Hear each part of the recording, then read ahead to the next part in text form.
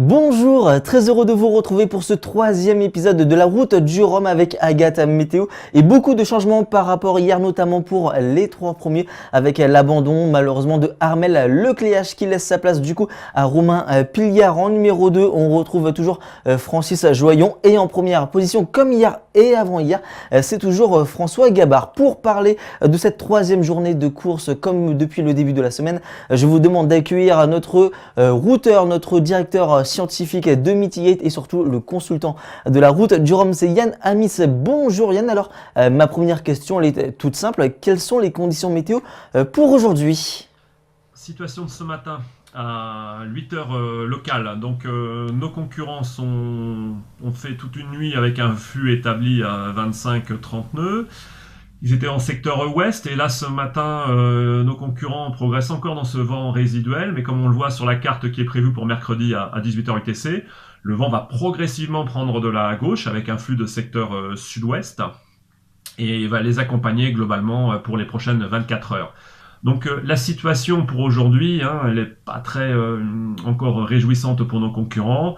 Donc là l'objectif pour le gros paquet de la flotte qui est Ouest Corogne, c'est de gagner le plus rapidement possible le sud-est des Açores pour s'éviter tout simplement la prochaine perturbation qui est attendue notamment pour la nuit de jeudi à vendredi. Donc là, l'objectif, c'est no risk, no fun, comme le cite une de mes collègues, Julie, c'est de gagner rapidement le sud pour se dégager de tout phénomène, je dirais, dangereux, notamment qui vont se produire au cours des prochaines 48 heures.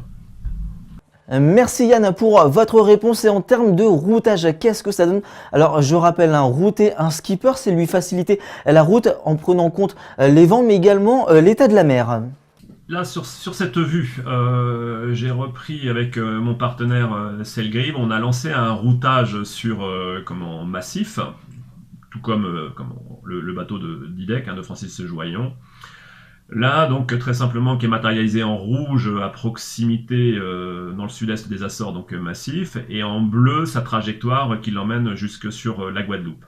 Donc là, typiquement, le routage de ce matin, donc sur les éléments, je dirais, de vent du dernier fichier européen, nous amène une arrivée de massif sur la Guadeloupe pour dimanche en fin d'après-midi, vers 16h UTC. Donc là, nous sommes toujours dans un temps du record, puisqu'on est sur la base des 7 jours.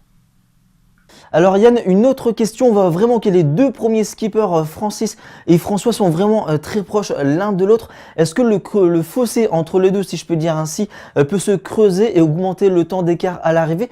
Ou est-ce que vraiment ils vont arriver très proches l'un de l'autre? Alors pour ce qui est du temps à l'arrivée, il est clair que là actuellement ils se marquent, on le voit bien, ils sont en train de traverser une zone de calme en direction de la recherche des alizés. Les deux bateaux se marquent à distance, mais ils sont très proches l'un de l'autre sur le dernier pointage de ce matin. Donc ils ne vont rien lâcher et en même temps ils sont dans le même système de vent. Donc c'est évident qu'il y aura un écart entre les deux, mais s'ils ne rencontrent pas, je dirais, de problèmes techniques sur l'eau, que ce soit Francis Joyon ou François Gabard, seront très proches l'un de l'autre à l'arrivée. Donc un très beau duel en perspective, c'est clair, c'est déjà inscrit par rapport à la logique de course. Et on a une question d'un internaute et c'est celle de Laurent. François Gabard a-t-il déjà gagné la route du Rhum? Alors Yann, pour reprendre la question, est-ce que François a déjà gagné la course ou est-ce qu'on peut considérer qu'il va la gagner pour celle de l'édition 2018? Alors, pour ce qui est de François a déjà gagné le Rhum en 2014, mais il l'a gagné sur un monocoque, un IMOCA notamment 60 pieds. Là, il part rechercher le record, parce que le connaissant, il ira chercher le record avec son trimaran massif. Et en même temps, il va bien sûr chercher la victoire, mais il va chercher le record. Ça c'est clair, le connaissant, il ne lâchera rien. Par contre, Francis Joyon sur IDEC qui le marque de façon très proche, comme on le voit sur les différents pointages, ne va rien lâcher. Il y a certes une différence d'âge, mais je fais confiance que ce duel va nous emmener jusqu'au bout.